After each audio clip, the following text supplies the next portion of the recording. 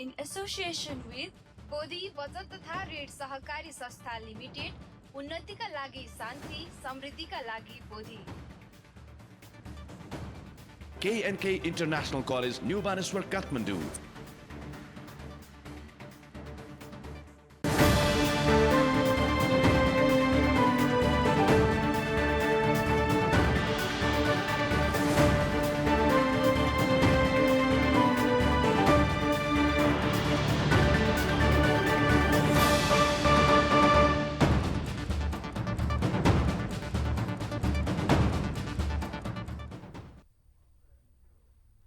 नमस्कार, बोधी समाचारमा स्वागत छ। सुरु गरौँ अहिलेसम्मका मुख्य समाचारहरूबाट।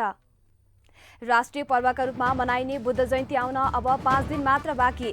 भारत र नेपालका परराष्ट्र मन्त्रालयका अधिकारीहरूले लुम्बिनीको स्थलगत अनुगमन गर्दै। गौतम बुद्ध अन्तर्राष्ट्रिय विमानस्थलबाट उडान गर्न अन्तर्राष्ट्रिय वायु सेवा कम्पनीहरूको चासो। बुद्ध जयन्तीका दिन बिहान 7 बजे एयर जजिराको विमान अवतरण हुने। सम्पदा र संस्कृतिको संरक्षण गर्ने काठमाडौँ महानगरको मेयरका उम्मेद्वारहरूको प्रतिबद्धता। मूर्तिकला, वास्तुकला र चित्रकलालाई प्रोत्साहन गर्नुपर्नेमा जोड। लुम्बिनी गुरु योजना अन्तर्गत हाल नहर निर्माणको काम जारी। गुरु योजनाको काम अन्तिम चरणमा पुगेको लुम्बिनी विकास कोषको दाबी।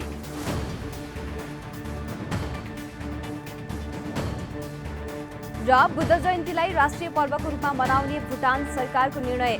बिहार तथा गुम्बाहरूलाई झकीझकाउ बनाउन सर्वसाधारण जुटे।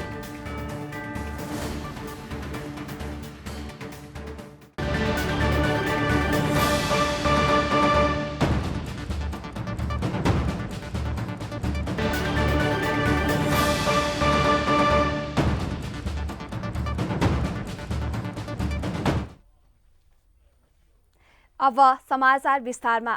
2566औं बुद्ध जयन्ती आउन अब 5 दिन मात्र बाँकी रहेको छ। दिन नजिकिँदै गर्दा लुम्बिनी विकास कोषको बैठक पनि दिनदिनै जस्तो बस्ने गरेको छ। लुम्बिनी विकास कोषले भारतीय प्रधानमन्त्री लुम्बिनी आउने बारेमा औपचारिक जानकारी नदिएपछि भारतीय प्रधानमन्त्री लुम्बिनी आउने भने पक्का पक्की जस्तै छ। एक रिपोर्ट।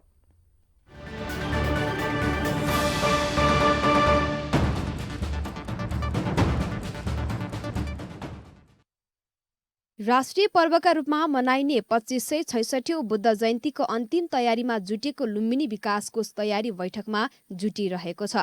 खास गरी कोष नेपाल र भारतका दुई प्रधानमन्त्रीको सहभागितामा हुने कार्यक्रमलाई भव्य बनाउन जुटिरहेको छ।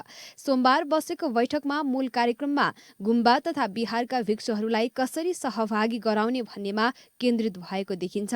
तथापि सुरक्षाको विषय र व्यवस्थापकीय विषयमा पनि कोष गम्भीरताका साथ लागिरहेको छ। भारतीय प्रधानमन्त्रीको लुम्बिनी भ्रमणबारे कोषले आफ्नै औपचारिक पत्रकार सम्मेलन मार्फत केही भनेको छैन। तर मायादेवी मन्दिर आसपासमा कडा सुरक्षा व्यवस्था अपनाइनुले भारतीय प्रधानमन्त्री आउने लगभग निश्चित नै देखिन्छ। दुई देशका सरकार प्रमुखको आसन्न लुम्बिनी भ्रमणलाई लिएर नेपालको परराष्ट्र मन्त्रालय र भारतीय विदेश मन्त्रालयका अधिकारीहरूले वैशाख 28 गते लुम्बिनीको निरीक्षण भ्रमण गर्ने तयारी गरिरहेका छन्। अन्य तयारीका क्रममा यसअघि नै दुई देशका सुरक्षाकर्मी र सरकारी अधिकारीहरूले नियमित जानकारी लिइरहे पनि 28 गते औपचारिक रूपमा स्थलगत भ्रमण गरी अनुगमन गर्न लागेका हुन्। भारतीय प्रधानमन्त्री नरेन्द्र मोदी लुम्बिनी आउँदा त्यहाँ भारतले निर्माण गर्न लागेको इन्टरनेसनल कन्फेडरेसन बिहार भवनको शिलान्यास गर्ने कार्यक्रम तय गरिएको छ। तर यो कार्यक्रमलाई लुम्बिनी विकास कोषले औपचारिक रूपमा जानकारी दिएको छैन। भारतीय प्रधानमन्त्रीले शिलान्यास गर्ने बिहार भवनको लागि उपलब्ध गराएको जमिनमा अहिले डोजर चलिरहेको छ। जमिन सम्याउने, वरिपरि लगाएको फलामे बारमा रङ लगाउने, गेट बनाउने कार्य धमाधम भइरहेको देखिन्छ। भारतीय प्रधानमन्त्री मोदी मायादेवी मन्दिर र मूल कार्यक्रम स्थल अन्तर्राष्ट्रिय बौद्ध सम्मेलन तथा ध्यान केन्द्रमा सहभागी हुने कार्यक्रम तय भइसकेको छ। कार्यक्रम स्थलहरूमा नेपाली सञ्चार माध्यमलाई पनि लगभग प्रवेश गर्न नदिने गरी कडाई गरिएको बुझिएको छ। नेपालले आयोजना गरेको राष्ट्रिय पर्व बुद्ध जयन्तीमा हुने औपचारिक कार्यक्रममा नेपाली सञ्चार माध्यमलाई निषेध गरिनु यो सकारात्मक होइन। प्रवेशमा निषेध भन्दा कोषले सञ्चार माध्यमलाई व्यवस्थित प्रवेशको व्यवस्था गरेको भए राम्रो हुन्थ्यो। बुद्ध शिक्षा र बुद्ध धर्मकै प्रचारको एकमात्र उद्देश्य बोकेर स्थापना भएको बोधि टेलिभिजनले बुद्ध जयन्तीको हरेक कार्यक्रमलाई भ्याएसम्मको स्थलगत रिपोर्टिङ गरी जनतालाई सुसूचित गर्ने कर्तव्य निर्वाह गर्न कुनै कसर बाँकी राख्ने छैन। न्युज डेस्क बोधि टेलिभिजन। आगामी बुद्ध जयन्तीका दिनबाट सञ्चालनमा आउन लागेको गौतम बुद्ध अन्तर्राष्ट्रिय विमानस्थलबाट उडान गर्न अन्तर्राष्ट्रिय वायु सेवा कम्पनीहरूले पनि चासो देखाएका छन्। कुवेतको जजिरा एयरलाइन्सले जेठ 2 गतेबाट नै नियमित उडान गर्ने निश्चित भइसकेको छ। सो दिन बिहान 7 बजे 175 जना यात्रु लिएर एयर जजिराको न्यारोबडी एयरबस 320 विमान भएर हवामा अवतरण हुने समय तालिका रहेको छ। युएको एयर अरेबिया र फ्लाइ दुबईले उडानका लागि तयारी गरिरहेको विमानस्थलका प्रवक्ता श्याम किशोर शाहले जानकारी दिनुभयो। विमानस्थलको सञ्चालनसँगै भगवान गौतम बुद्धको जन्मस्थल विश्व समुदायसँग प्रत्यक्ष जोडिने भएको छ भने त्रिभुवन अन्तर्राष्ट्रिय विमानस्थलमा यात्रुको चाप कम हुने विश्वास गरिएको छ। सर्वसाधारणको लागि अन्तर्राष्ट्रिय उडानको लागि काठमाडौँ जानै पर्ने बाध्यता पनि हट्नेछ। भारतको उत्तर प्रदेशबाट खाडीमुलक जाने 60% नागरिकले यो विमानस्थल प्रयोग गर्ने अपेक्षा गरिएको छ। सम्पदाको सहर भनेर चिनिने काठमाडौँ महानगरपालिकाका मेयरका उम्मेद्वारहरूले सम्पदा संरक्षणमा आफू प्रतिबद्ध रहने बताएका छन्।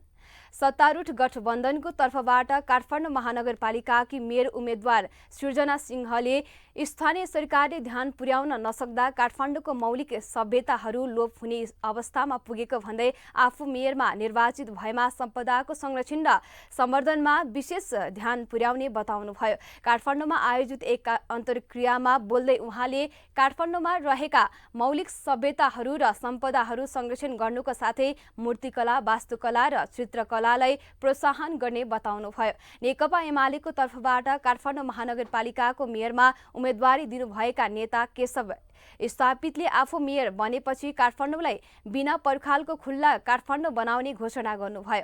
त्यस्तै विवेकशील साझा पार्टीबाट काठमाडौँको मेयरमा उम्मेदवारी दिनुभएकी नेत्री समीक्षा बास्कोटाले आफू मेयर बनेमा सबैभन्दा पहिला फोहोर व्यवस्थापनमा ध्यान दिएर काठमाडौँलाई सफा सहरको रूपमा विकास गर्ने बताउनुभयो। समाचार अझै बाँकी नै छ, हामी सँगै रहनुहोला।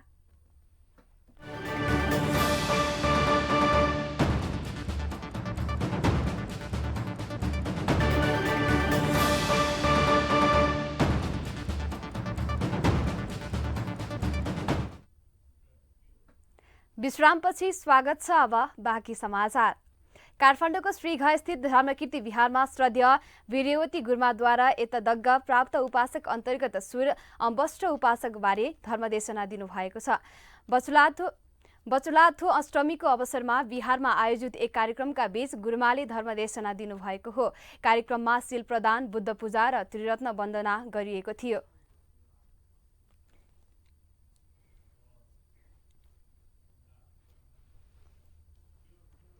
कार्यक्रममा विभिन्न स्थानबाट आउनुभएका उपासक उपासिकाको उल्लेख्य उपस्थिति रहेको थियो। नियमित हुँदै आएको यस कार्यक्रममा कोरोना संक्रमण दरमा कमी आएसँगै सहभागीहरूको उपस्थिति बढ्ने गरेको छ।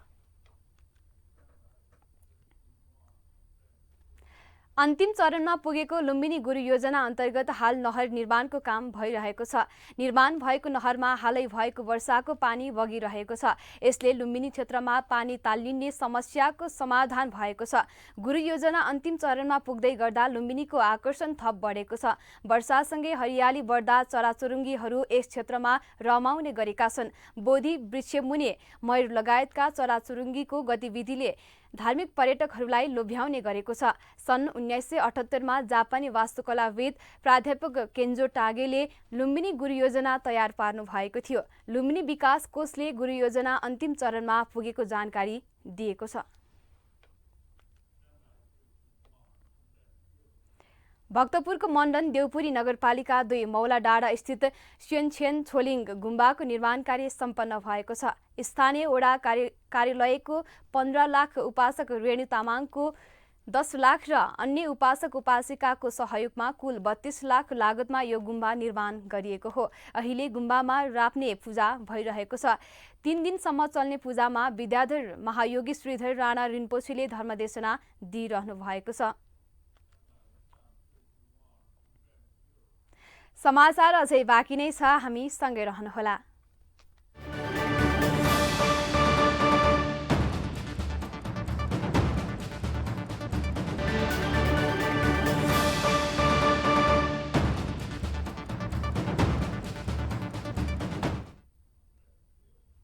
विश्रामपछि पुनः स्वागत छ। अब बाँकी समाचार। काठमाडौँको बुद्ध विहारमा भिक्षु संघलाई संगदान गरिएको छ। अखिल नेपाल भिक्षु महासंघका अध्यक्ष धम्मशोभन महास्तवीर प्रमुख रहनु भएको भिक्षु संघलाई उपासिका सन्तुमाया डङ्गोलको 84औं जन्मदिनको अवसर पारेर परिवारले संगदान गरेको हो। कार्यक्रममा भिक्षु संघबाट शुभ आशिष दिनुहुँदै परित्राण पाठ गरिएको थियो। परित्राण पाठ सम्पन्न भएपछि दाता परिवारबाट भिक्षु संघलाई अष्टपरिष्कार दान सहित संगदान गरिएको थियो। सोही क्रममा अन्य उपासक उपासिकाहरूले उपस्थित सबै भिक्षुहरूलाई दान प्रदान गरिएको थियो। हरेक थेरवाद विहारमा श्रद्धावान उपासक उपासिकाहरूले आफ्नो जन्मदिनमा भिक्षु संघबाट परित्राण पाठ गरिँदै आएको छ।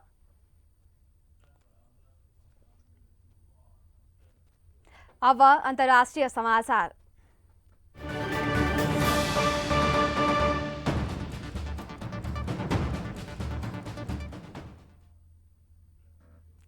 हिमाली बौद्ध देश भुटानले नजिकितो बुद्ध जयन्तीलाई राष्ट्रिय पर्वको रूपमा मनाउने भएको छ। राज्यद्वारा नै बुद्ध धर्म संरक्षित रहेकोले यहाँ बुद्ध पूर्णिमाको अवसरमा सार्वजनिक बिदा दिइने गरिएको छ। यस दिन बौद्ध धर्मावलम्बीहरू गुम्बा तथा बिहारहरूमा गएर लामा गुरुहरूलाई दान प्रदान गर्ने, व्रत बस्ने र अन्य सामाजिक पुण्य कार्य गर्ने गर्दछन्।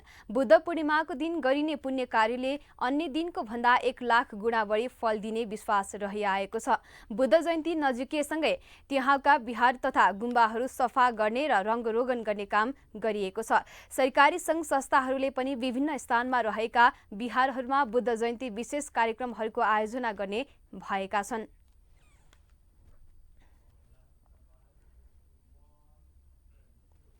हामी समाचारको अन्त्यमा आइपुगेका छौं। बिदा हुनु अघि मुख्य समाचार पुनः एकपटक। राष्ट्रिय पर्वको रूपमा मनाइने बुद्ध जयन्ती आउन अब 5 दिन मात्र बाँकी। भारत र नेपालका परराष्ट्र मन्त्रालयका अधिकारीहरूले लुम्बिनीको स्थलगत अनुगमन गर्दै। गौतम बुद्ध अन्तर्राष्ट्रिय विमानस्थलबाट उडान गर्न अन्तर्राष्ट्रिय वायु सेवा कम्पनीहरूको चासो। बुद्ध जयन्तीका दिन बिहान 7 बजे एयर जजिराको विमान अवतरण हुने।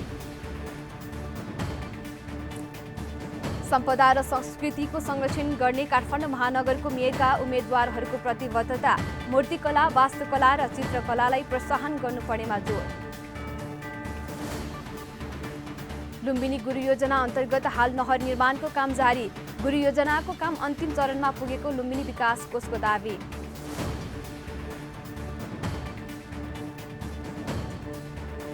र बुद्ध जयन्तीलाई राष्ट्रिय पर्वको रूपमा मनाउने भुटान सरकारको निर्णय। बिहार तथा गुम्बाहरूलाई झकाउ बनाउन सर्वसाधारण जुटे।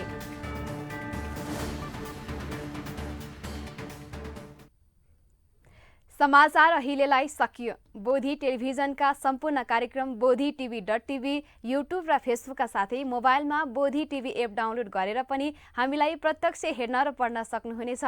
सकारात्मक सोच र कुशल संस्कारको लागि बोधी टेलिभिजन हेर्दै गर्नुहोला। भवतु सर्वमङ्गलम।